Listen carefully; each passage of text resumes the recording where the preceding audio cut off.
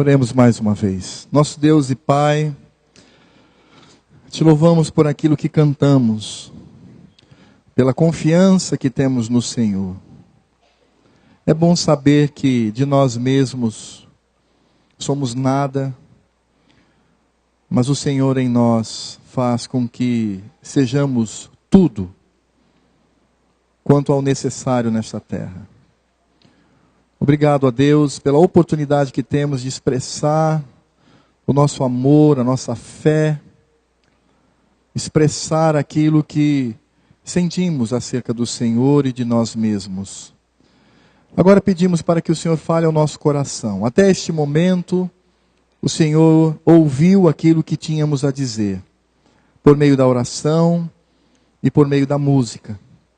Agora nós queremos, ó Deus, aquietar o nosso coração, para ouvir a Tua palavra, para ouvir a voz de Cristo, para ouvir aquilo que precisamos, ó Pai, para renovar a nossa vida contigo.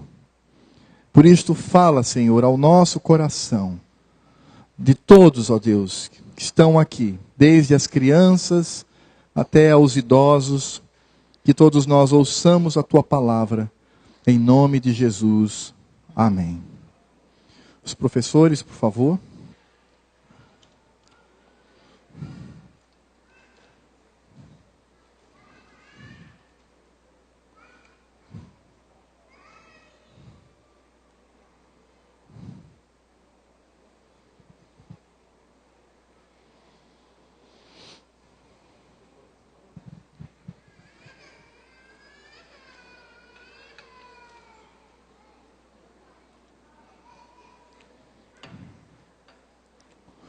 Agora somente as crianças, os pais, por favor, não saiam do seu lugar, enviem o seu filho, se ele assim o desejar. Se ele não quiser, você pode preservá-lo aí ao seu lado, para que ele continue cultuando ao Senhor aqui conosco. Somente os professores, pediria para que os pais não levassem seus filhos, por favor, somente os professores.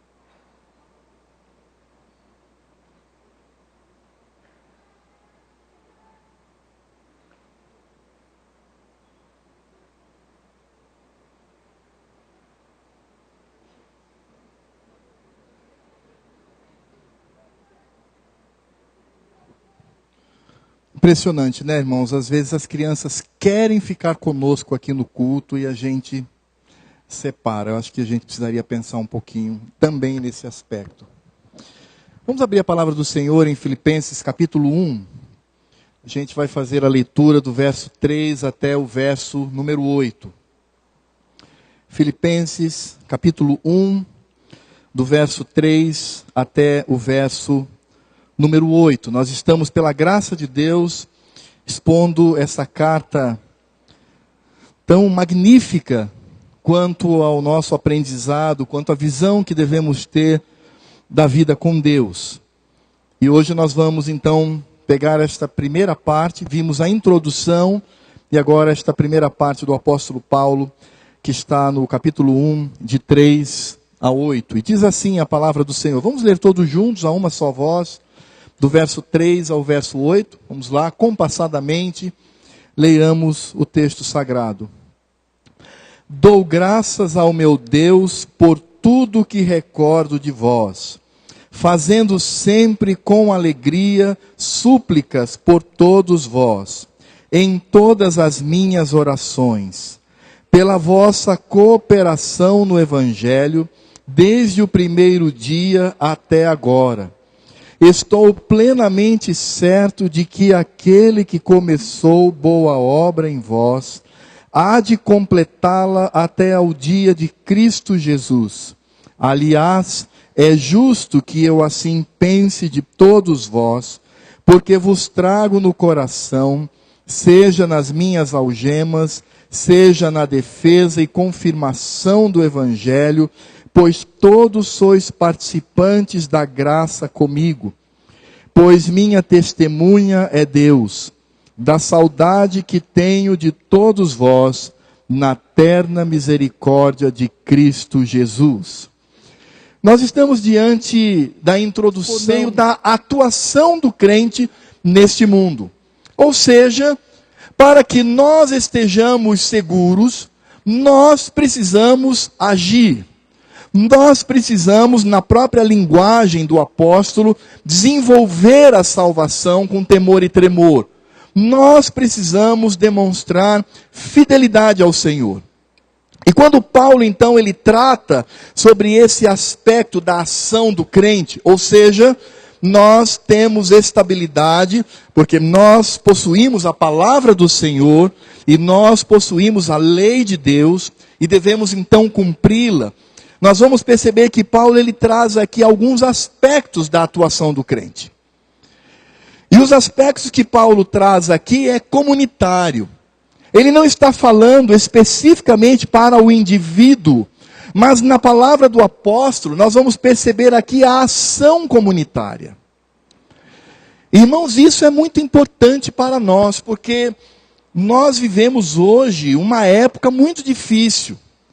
Nós vivemos hoje uma época onde o sistema que nós temos, não só o sistema econômico, como o sistema político, e até mesmo social, no que diz respeito às imposições culturais sobre nós, nós hoje vivemos uma época da individualidade.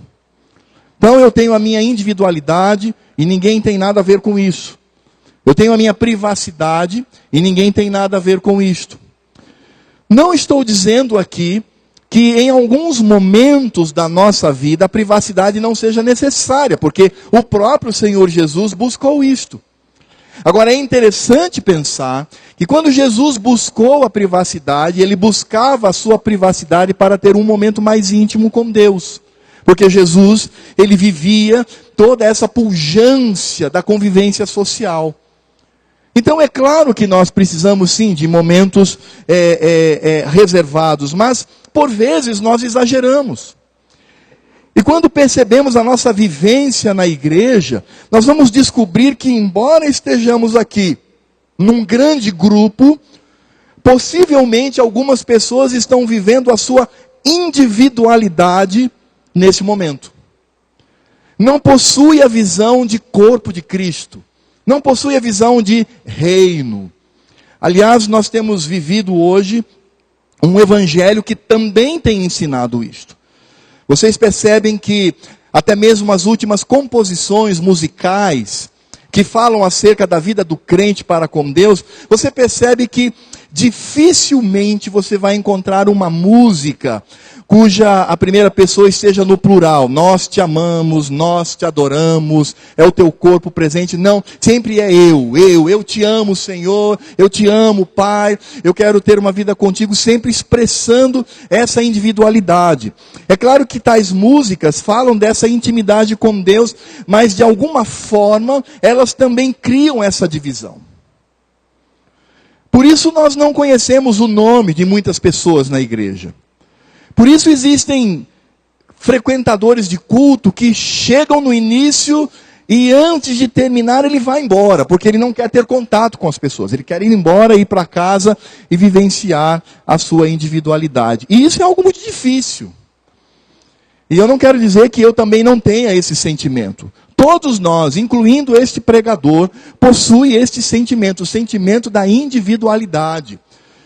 Para nós desenvolvermos amizades é algo muito difícil. E sabe, às vezes isto traz prejuízo à minha vida, porque eu me afasto tanto do povo de Deus, Que o mundo que está de braços abertos me toma com um afago, com um carinho, e eu então agora começo a me aproximar do mundo, porque aos meus olhos o mundo é mais interessante do que a convivência com os crentes.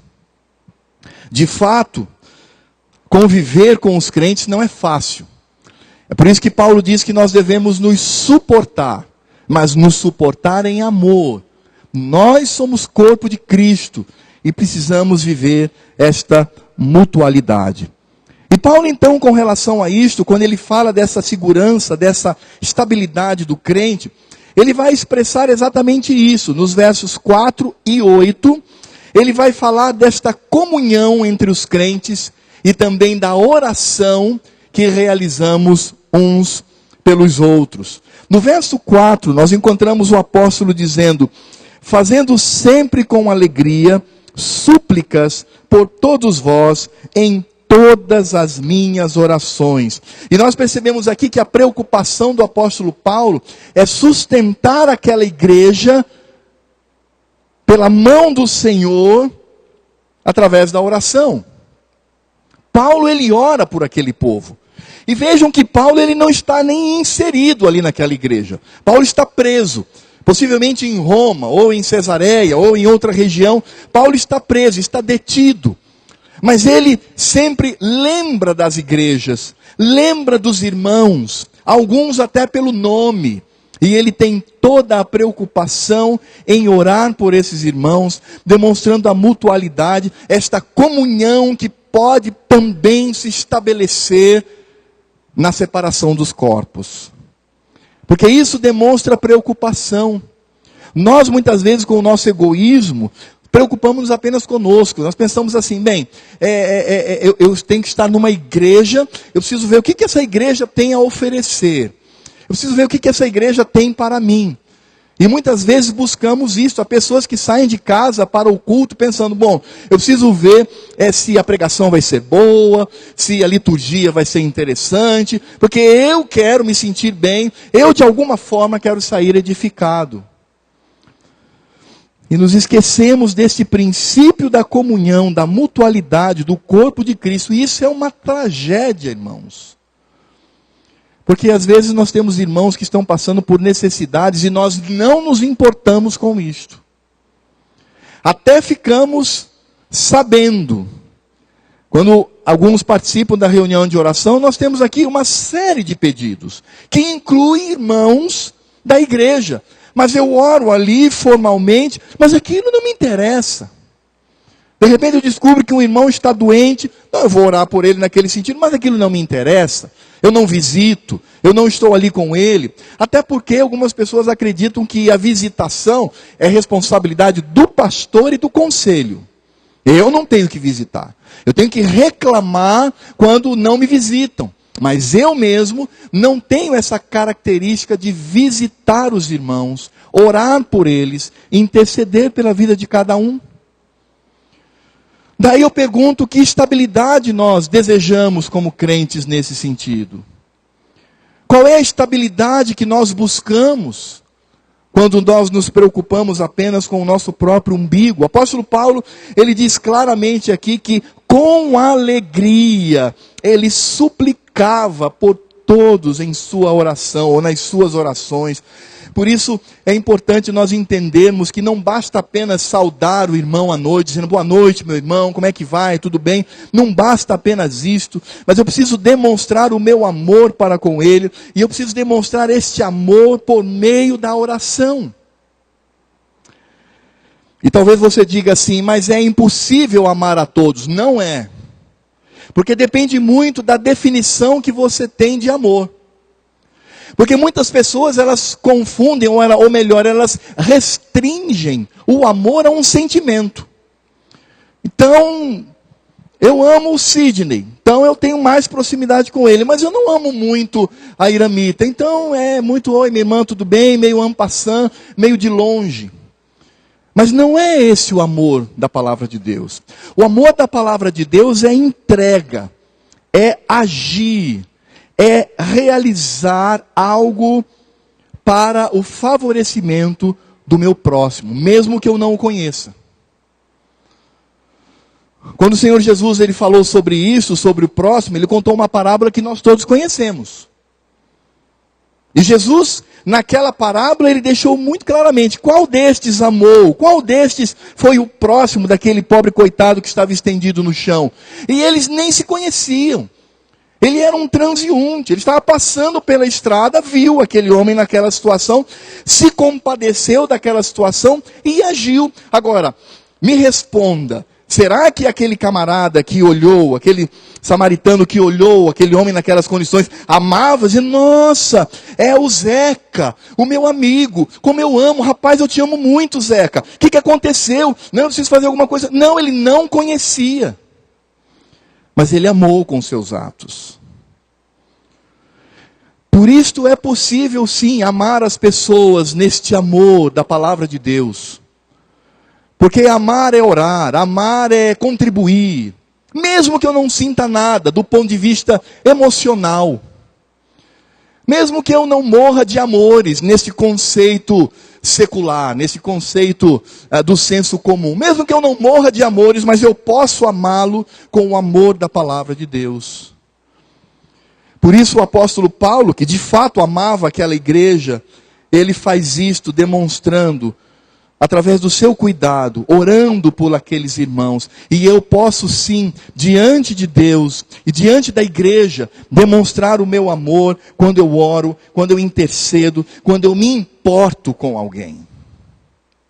E isso é difícil. Você tem se importado com os irmãos? Você tem se preocupado em orar pela igreja e orar até mesmo por aqueles que você não conhece? Você tem colocado diante de Deus, dizendo o seguinte, Senhor, abençoa a igreja, abençoa todos os membros indistintamente. Ó Senhor, eu não sei, mas com certeza há irmãos necessitados, há irmãos adoentados, há irmãos passando por profundas necessidades financeiras. Ó Senhor, abençoa, vai até eles, preserva-os. Há irmãos que estão capengando na fé, que estão prestes a cair no abismo. Ó Senhor, segura esta pessoa, faz com que ela tenha profundidade, intimidade contigo. Eu não sei, Senhor, eu não conheço a fundo, mas o Senhor conhece. Age, abençoa, ajuda os irmãos da igreja. E eu posso assegurar a você que neste sentido você está amando a igreja do Senhor Jesus. Você está demonstrando este amor, esta mutualidade. Por isso eu acredito que existem duas realidades, irmãos, que precisam ser resgatadas na igreja. E a expressão aqui é de propósito. Resgatar aquilo que se perdeu. Encontrar aquilo que já está oculto. E eu acredito que as duas realidades que nós precisamos resgatar como igreja de Cristo é a comunhão e a oração. Por isso o apóstolo Paulo, ele tem autoridade para dizer que tudo isto, tanto a comunhão quanto a oração, ela se desenvolve pelo desejo de estar junto, e ele desenvolve no seu coração a compaixão de Cristo, é o que diz o verso 8. Ele diz, pois minha testemunha é Deus, da saudade que tenho de todos. Essa palavra traduzida por saudade, ela traz o significado de desejo. Ele fala, pois minha testemunha é Deus, do desejo que eu tenho com relação a todos vocês. O desejo que eu tenho em vê-los, em estar com vocês. Ele diz, na terna misericórdia de Cristo Jesus. Essa expressão terna misericórdia é compaixão. É aquilo que vem do ventre, aquilo que vem das entranhas, esse sentimento com relação ao corpo de Cristo. Os irmãos sabem que eu tenho, na medida da graça de Deus, recebido convites para pregar em outros lugares, em outros estados. E alguns desses convites eu tenho aceito. E, irmãos, é impressionante, porque quando eu estou reunido, cultuando ao Senhor, com gente que eu nunca vi na minha vida, com pessoas que eu não sei absolutamente nada, mas naquele momento em que estamos cultuando ao Senhor, seja por meio de uma liturgia mais tradicional, seja por meio de uma liturgia mais contemporânea, seja por qualquer forma, desde que seja bíblica e correta. Irmãos, no meu coração, eu tenho a alegria de dizer: Senhor, muito obrigado, porque eu estou no meio do teu povo, eu estou no meio da minha família, eu estou no meio do corpo de Cristo. E eu sempre tenho o cuidado de expressar isto quando concedo aquela palavra de apresentação, falando de mim, do meu ministério, da minha família. Eu digo: irmãos, eu quero dizer que é de coração, para mim, como pastor, como crente, é uma alegria estar aqui, porque eu não os conheço, vocês não me conhecem, mas nós somos uma família, e para mim é bênção estar aqui no meio de vocês, cultuando ao Senhor, agradando ao coração de Deus. Nós precisamos resgatar isto. E eu mesmo preciso, como desafio, orar por estas igrejas, por onde passo, porque os irmãos após o culto vêm a mim: pastor, muito prazer, ora pastor, ore por mim, ore pela nossa igreja, pastor, ore pelo nosso pastor. E eu tenho que assumir um compromisso com aquela igreja, e eu tenho que orar mesmo, porque é a igreja de Cristo, são meus irmãos, comungamos da mesma fé. A despeito dos defeitos que são peculiares ao homem, ali está o povo regenerado pelo Espírito Santo de Deus, através da obra vicária de Cristo. Ali está o povo comprado pelo sangue de Cristo. E nós precisamos resgatar. E eu acredito, amados, que nós, ao resgatarmos a comunhão e a oração, do ponto de vista real, possível, nós evitaríamos muitos problemas de relacionamento. Como, por exemplo, o interesse pela fofoca. Eu não estou preocupado com a vida daquele irmão. Eu não estou preocupado com os problemas que ele passa. O que eu quero mesmo é me alimentar das fofocas, das maledicências. E eu estou ávido para fazer todos os tipos de comentários e também ouvir todos os comentários depreciativos com relação àquele irmão. E eu não me interesso em nenhum momento para dizer: esse irmão precisa da nossa ajuda, ele precisa da nossa comunhão, ele precisa da nossa oração. Irmãos, eu acredito que a igreja do Senhor Jesus hoje, na sua maioria, está muito distante disto. Deste envolvimento, deste entrelaçamento, desse desejo que muitas vezes, vejam a contradição, o paradoxo que eu vou afirmar aqui. Esse desejo que luta contra o meu desejo. O desejo de amar esses irmãos, estar em comunhão e orar por ele. E quando nós agimos assim, promovendo essa estabilidade do crente, do povo de Deus, por meio da comunhão e da oração, eu também desenvolvo no meu coração o desejo de cooperar com generosidade. É o que nós encontramos aqui no verso 5. Paulo diz que ora por aqueles irmãos, e ele diz: pela vossa cooperação no Evangelho, desde o primeiro dia até agora. Em outras palavras, Paulo diz assim: eu me lembro de vocês, eu me alegro por vocês, eu oro por vocês, e eu me lembro do trabalho que vocês realizam no reino de Deus.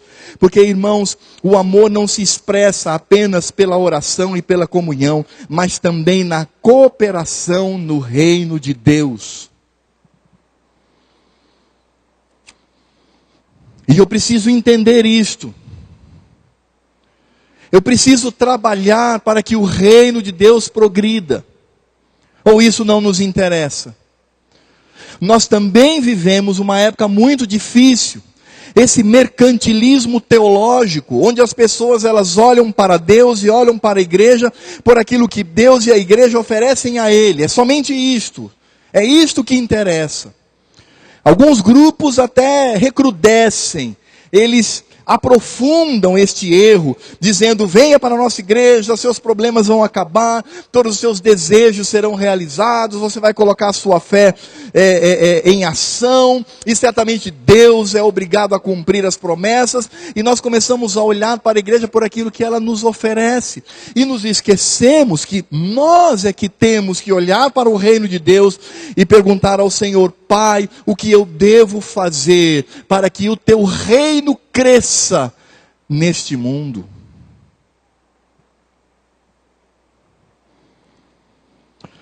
Por exemplo, com quanto você contribui para a obra missionária no mundo por mês? Isso vai demonstrar se você de fato tem interesse no progresso desse reino. Quantas pessoas nós evangelizamos por ano? Eu vou falar ano, porque se falar semana, um mês é complicado.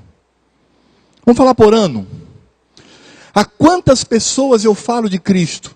E isto vai demonstrar o interesse que você tem pelo progresso do reino.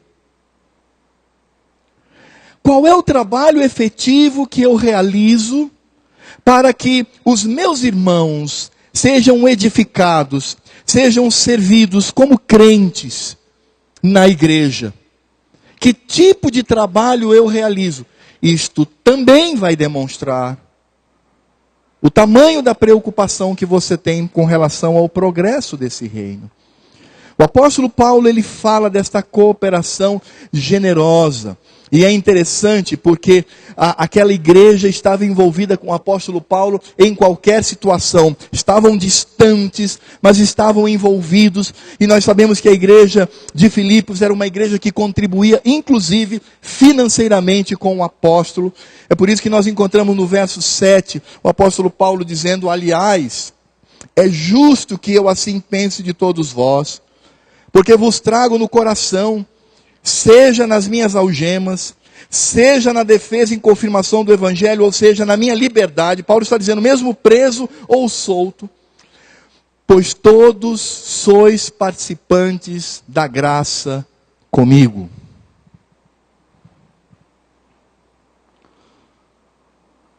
Irmãos, pense bem comigo. Por vezes a nossa vida como crente, ela vai capengando, porque também nós não nos envolvemos na obra de Deus.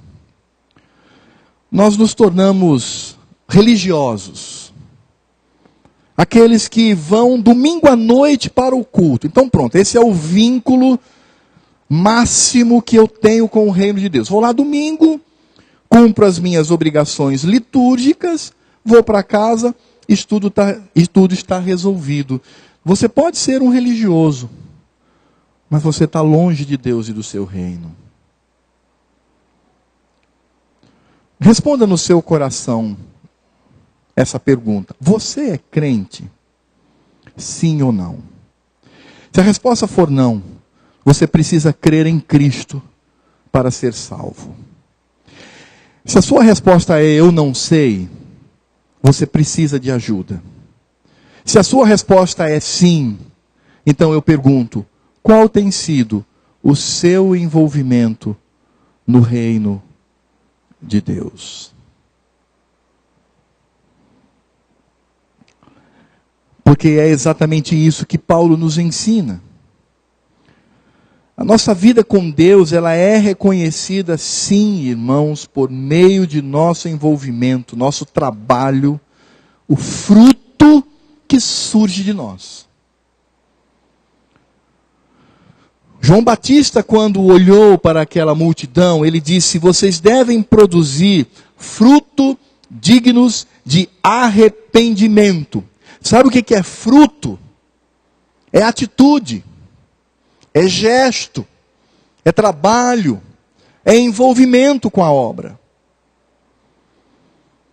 E nós precisamos entender que a estabilidade do povo de Deus ocorre por esta comunhão, por esta oração e por esta cooperação com o reino de Deus. Porque você sabe disso, nós vamos nos envolver com aquilo que amamos. E às vezes não é nem este amor sentimental, mas é o amor necessário. Quantas pessoas em busca de emprego conseguem um emprego numa determinada repartição, onde ele vai ter que aprender a realizar aquilo que ele vai utilizar ao longo do seu trabalho, da sua labuta. Às vezes no início ele nem gosta muito daquilo, mas ele diz, não, mas eu preciso fazer isso, porque eu preciso ganhar o meu sustento e sustentar a minha família. Há uma motivação para que ele realize aquele trabalho. Nós precisamos também reforçar esta motivação, e esta motivação tem nome: amor pela igreja de Cristo.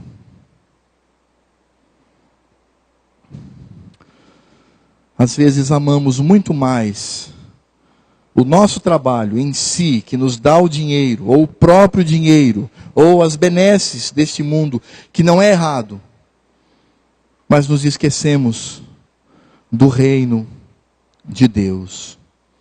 Como é que Paulo ele trabalha esta segurança dos crentes? Está claro aqui. Ela ocorre pela comunhão, pela oração e pela cooperação no reino de Deus.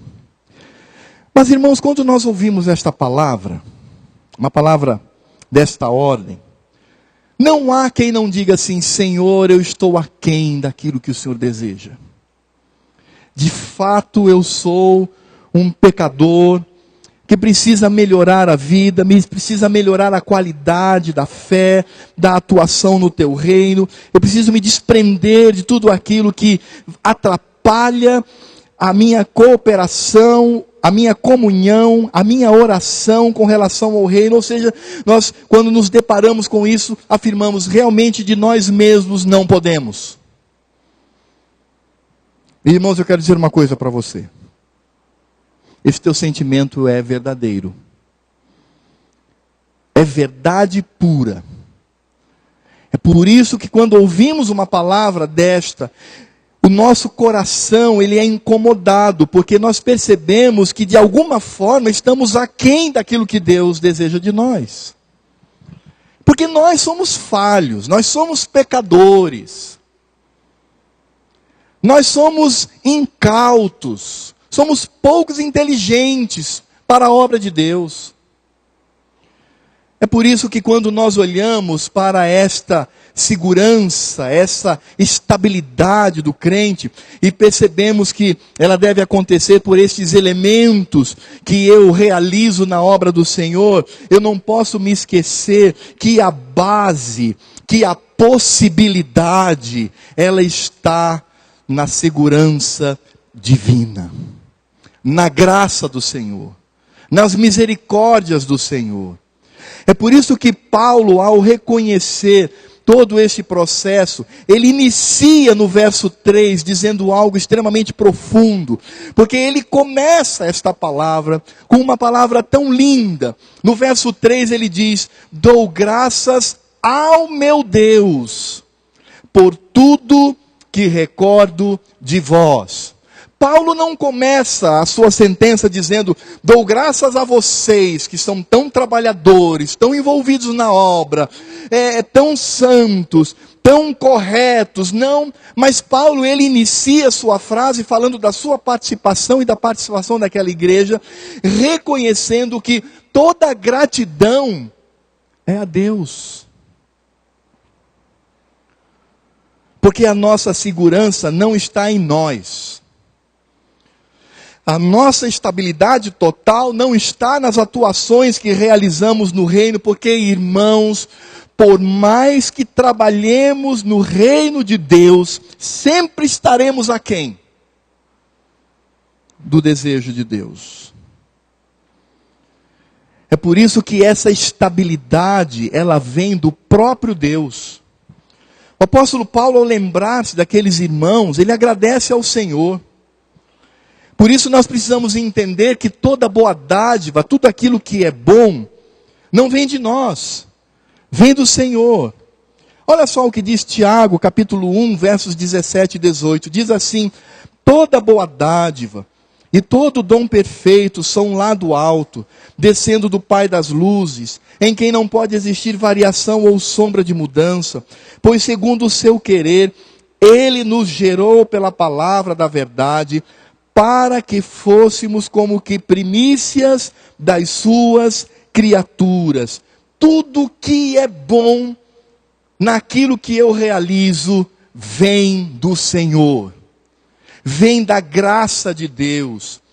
Por isto, não há espaço para orgulho no reino de Deus. Algumas pessoas se orgulham da sua santidade.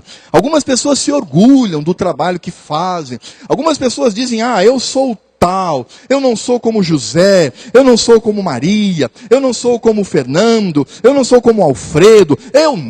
Eu trabalho. Eu sou santo. Eu busco ao Senhor. Sabe, irmãos, isso se chama legalismo. Isso é uma praga no reino de Deus. Porque tudo vem do Senhor. Nós existimos pela graça de Deus. Não há espaço para orgulho, mas há somente espaço para gratidão e temor. Quando afirmamos, Senhor, muito obrigado, porque apesar de mim, Tu tens me usado para a Tua glória. Porque o Senhor nos ama, porque o Senhor deseja ter intimidade conosco, e porque o Senhor quer nos utilizar, porque somos os seus filhos em Cristo Jesus. Por isso Paulo diz que Deus, e essa expressão é uma expressão tremenda. Ele diz que Deus trabalha em nosso favor. No verso 6, vamos todos repetir comigo, a uma só voz, o verso 6, e veja como Deus trabalha por nós. Repitamos todos o verso 6 a uma só voz. Estou plenamente certo de que aquele que começou boa obra em vós, há de completá-la até o dia de Cristo Jesus. Aquele que começou o bom trabalho, o bom labor na vida de vocês, Ele, por amor, por graça, por misericórdia, por dadivosidade, por ter um coração de Pai, Ele há de completar até o fim, no dia majestoso de Cristo Jesus. É por isso que, ao olhar para a minha vida tão capenga, minha vida tão cheia de defeitos, eu posso dizer, Senhor, obrigado, porque naquele dia eu estarei de pé diante do teu trono, contemplando a tua face, vivendo a eternidade contigo, porque o Senhor me conduziu até ali. A palavra boa obra significa bom trabalho de Deus. Quando eu penso sobre o trabalho de Deus na nossa vida, eu me lembro de um dos textos que fazem parte do rol daqueles que são preferidos por mim, que é Isaías 64:4. E a palavra de Isaías é exatamente a mesma palavra de Paulo. Quando em Isaías 64:4 o profeta diz: porque desde a antiguidade não se ouviu, nem com ouvidos se percebeu, nem com os olhos se viu, Deus além de ti, que trabalha para aquele que nele espera. Você quer recitar esse verso comigo? Recite. Porque desde a antiguidade não se ouviu, nem com ouvidos se percebeu, nem com os olhos se viu, Deus além de ti, que trabalha para aquele que nele espera. Eu espero no Senhor. Eu levanto as minhas mãos cheias de sangue que representam o pecado. Deus me concede o perdão. Deus me concede a graça. Deus diz: filho, de fato por você mesmo é um desastre, mas eu vou te levar seguro até o fim. É por isso, irmãos, que essa palavra do apóstolo Paulo deve trazer à nossa memória dois aspectos importantes com relação ao reino de Deus. O primeiro, que é positivo. O crente realista que se conhece, ele pode descansar tranquilo nas mãos do Senhor. Ele pode dizer: Senhor, obrigado. Porque o que o Senhor requer de mim é fidelidade. O que o Senhor requer de mim é que eu espere no Senhor. E eu sei que o Senhor vai realizar esta obra. E isto deve gerar no nosso coração amor, temor, alegria, liberdade, contrição. Todos os sentimentos que devem fazer parte do coração do crente. Porque é o Senhor que nos conduz com mão forte até o fim. Mas negativamente, nós precisamos também dizer que esta realidade demonstra que os legalistas dentro da igreja demonstram com este sentimento a sua baixeza quanto ao que sentem diante do Senhor. Por isso que eu disse, irmãos, a maior praga que existe na igreja é o legalismo. É aquela pessoa que acredita ser capaz de cumprir as regras do Senhor pela sua própria força, e nisto ele de alguma forma vai impressionar o Senhor Deus.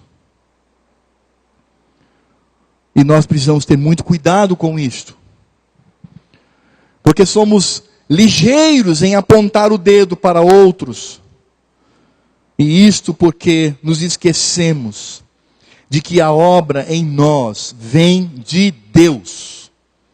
O crente que tem a visão correta da sua vida diante do Senhor, quando ele percebe o pecado na vida do outro, ele vai aos pés do Senhor. Em primeiro lugar, orar por si mesmo, e depois orar por aquele irmão, e depois orar pela igreja.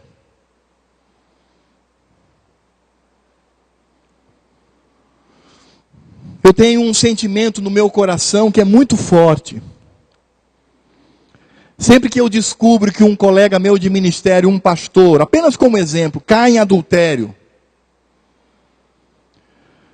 irmãos, eu vou aos pés do Senhor, e Deus sabe que é verdadeiro isso que eu estou dizendo. Eu vou aos pés do Senhor e a minha oração é: Pai, por favor, tem misericórdia de mim.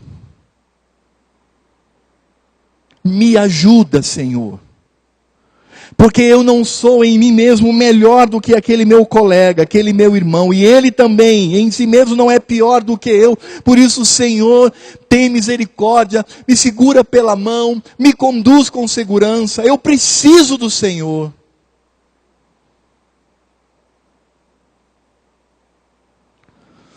Não é à toa que no momento em que um pregador muito conhecido nos Estados Unidos, chamado Jimmy Swaggart, um pregador da televisão extremamente famoso, foi flagrado com a sua secretária no motel.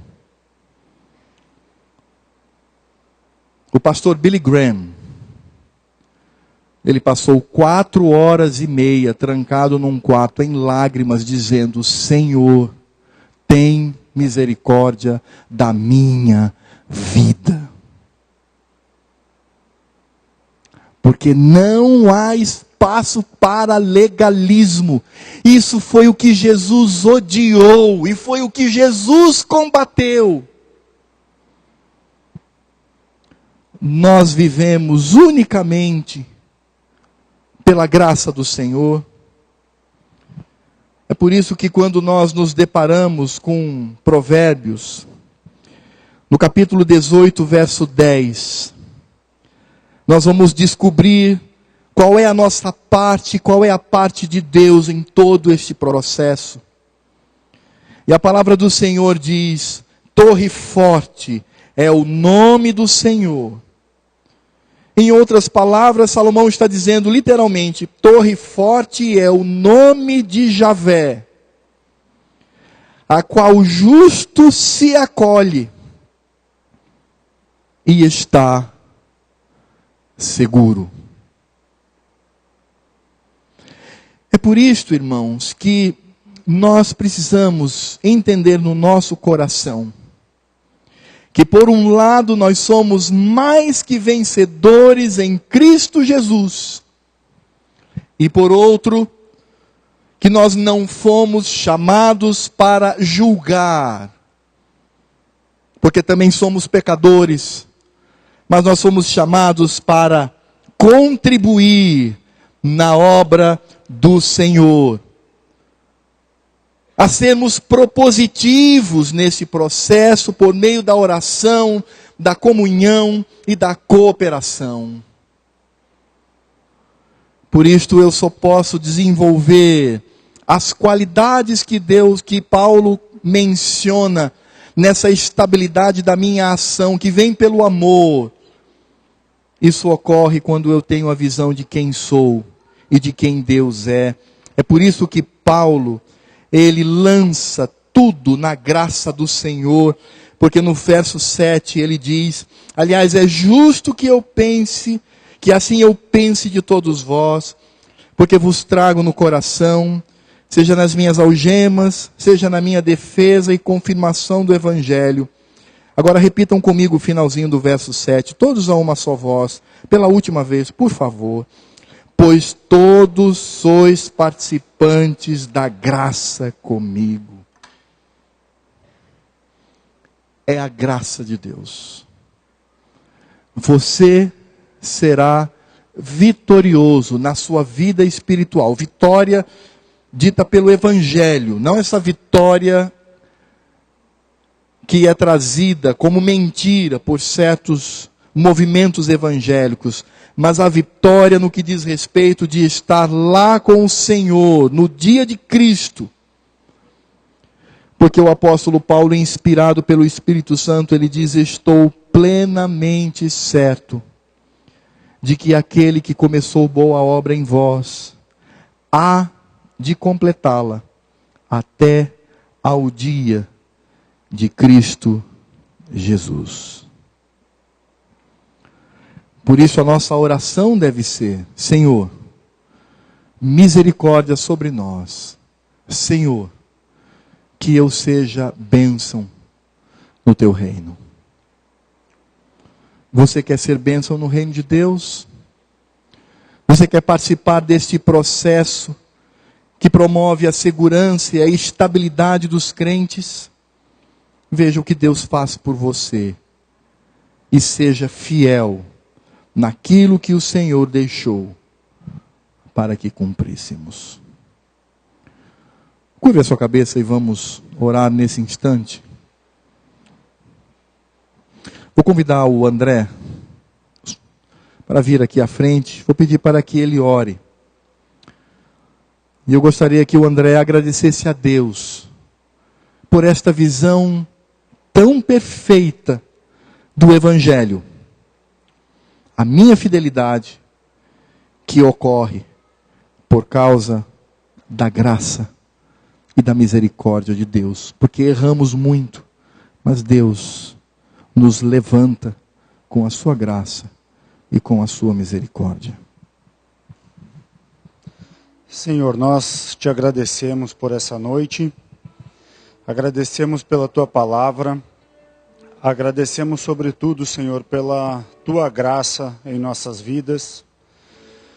Nos colocamos diante do Senhor e pessoalmente, Senhor, peço a ti do teu perdão, porque muitas vezes acabamos caindo nessa armadilha dessa sociedade individualista e não buscamos a comunhão que o Senhor tem proposto entre nós como igreja do Senhor, e assim não manifestamos também a comunhão contigo, Senhor.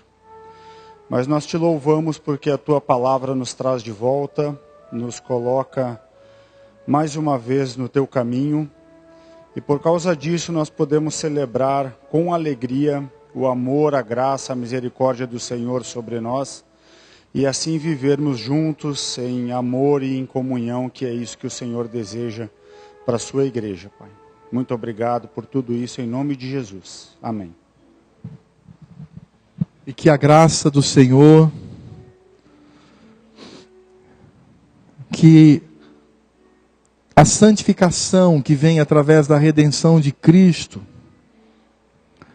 que todos os ministérios do Espírito Santo estejam sobre nós, porque ainda somos falhos, nós podemos descansar na graça do Senhor. Muito obrigado, Pai, porque apesar de nós, o Senhor tem glorificado o teu próprio nome na nossa vida.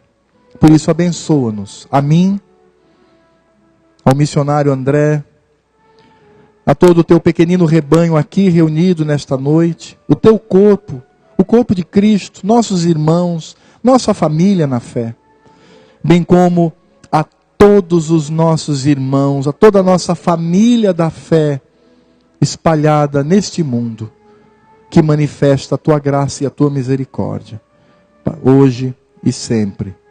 Amém.